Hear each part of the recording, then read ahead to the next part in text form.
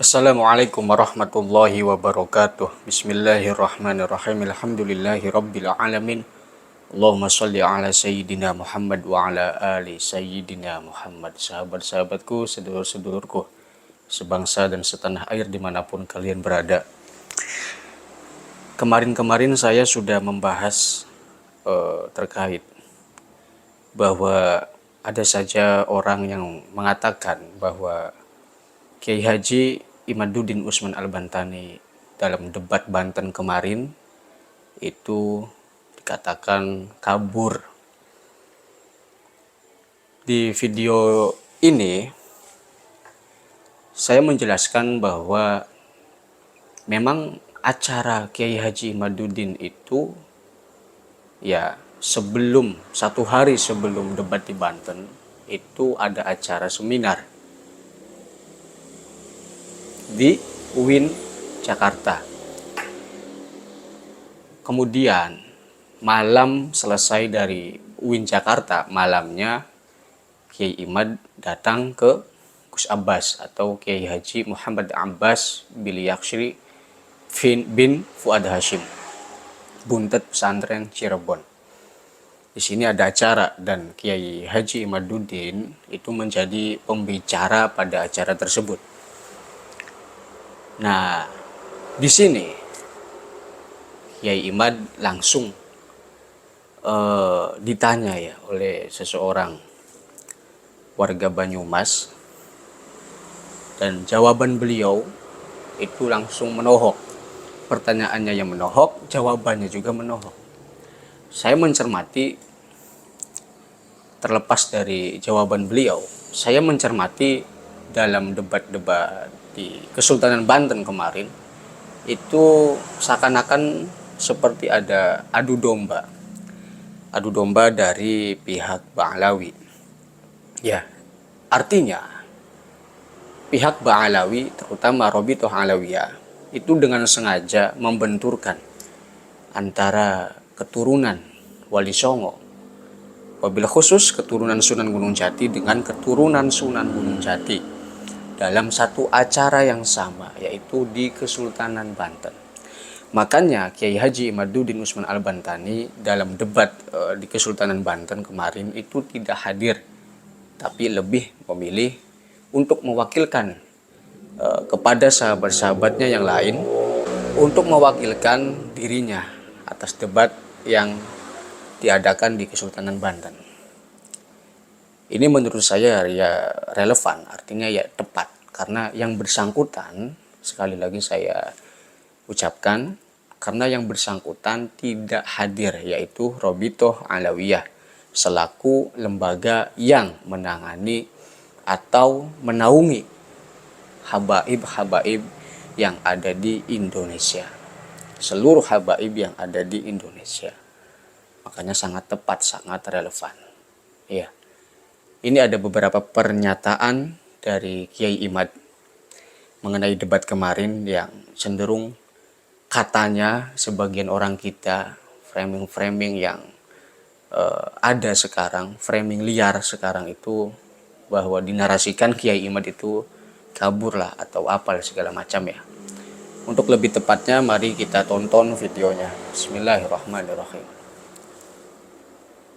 Yang saya tanyakan tentunya ini menjadi satu bahan bagi kita, bagaimana kalau seandainya untuk merubah mindset, karena banyak sebagian tokoh-tokoh kita juga masih meyakini, walaupun sekarang ini sudah begitu viral dan masih disampaikan di media sosial, tapi masih ada sebagian tokoh-tokoh kita yang meyakini dan menganggap bahwa apa yang disampaikan oleh Kiai Imad ini hanya menjadi perpecahan umat.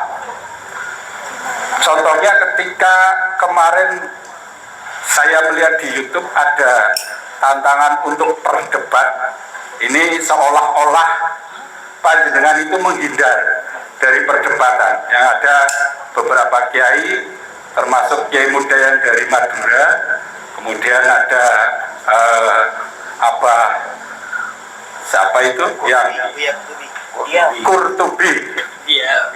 Nah ini begitu meyakinkan, dilala yang mewakili, artinya bukan langsung yang menghadapi Kiai Imad, jadi yang mewakili agak terpojokkan pada saat itu kalau melihat sekilas pada perdebatan itu. Nah kami ingin klarifikasi sebenarnya apa yang terjadi.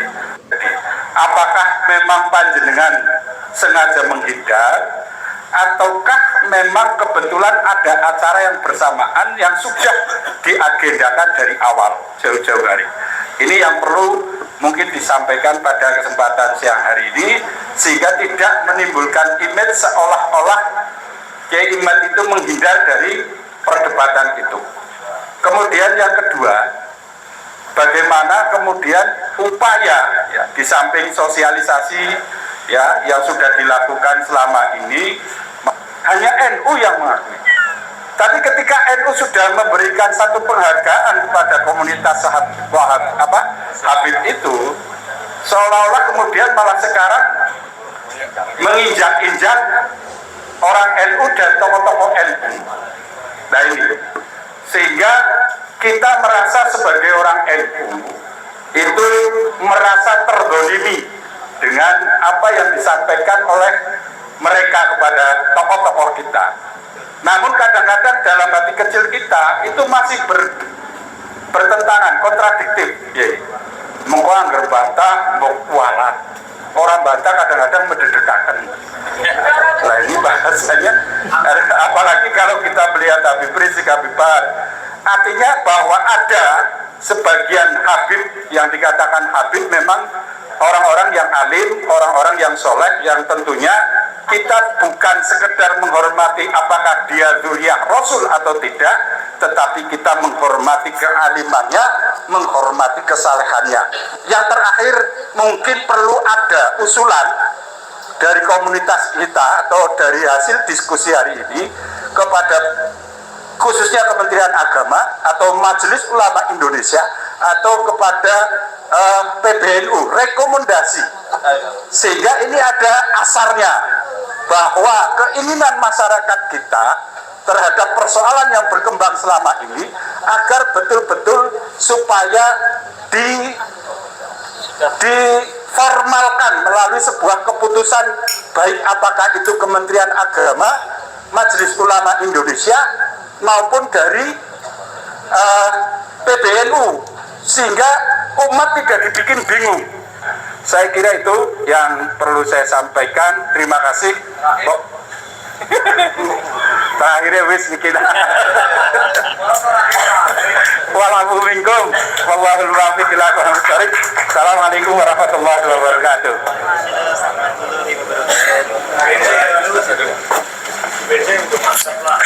Terima kasih. Lumayan sih kan dulu. Ini kecil ramai ngomong sih kan dulu. Perdebatan Banten itu karena memang yang saya debat ini nasab daripada Ba'alawi, dan Ba'alawi memiliki persatuan di Indonesia namanya Rabita Alawiyah. Kita ingin tahu bagaimana Rabita Alawiyah mempertahankan dari nasab mereka yang sudah diakui berpuluh-puluh tahun, bahkan ratusan tahun. Tapi Rabita Alawiyah sendiri tidak datang. Walaupun demikian, karena yang melaksanakan saudara-saudara saya yang ada di Banten itu, saya didatangi oleh panitia, Yai mohon sebagai pengantin harus datang. Insya Allah saya datang. Tetapi kemudian saya mendapatkan surat dari para kesepuhan yang mendukung tesis saya, baik dari Banten, dari Jawa Tengah, Jawa Timur. Kemudian hasil istikharah beberapa kiai yang mendukung tesis saya dengan sembunyi-sembunyi, kiai khas dikirimkan oleh saudara saya Said Zulfikar. Kiai ini hasil istikharah dari para kiai sepuh. Kiai tidak boleh datang ke Banten. Nah, ketika itu pula langsung Kiai siapa di Cirebon, Kiai Abbas Buntet mengadakan acara dadakan. Malamnya, siang saya di UIN, malamnya harus ceramah di Cirebon. Kemudian siangnya dijadwalkan untuk bertemu dengan Keraton Kanoman, juga keraton yang lain Mertasinga, dan kiai-kiai di Cirebon. Akhirnya di pertemuan di pesantren Balerate di Cirebon dengan perwakilan dari Kanoman dan Mertasinga. Nah, jadi itu beberapa alasan. Alasan yang lainnya, kata Kiai itu dalam suratnya itu, kalau Rabita Alawiyah tidak datang, nanti Kiai akan diadu domba dengan sesama anak bangsa yang bukan dari kalangan Rabita Alawiyah dari Ba'alawi.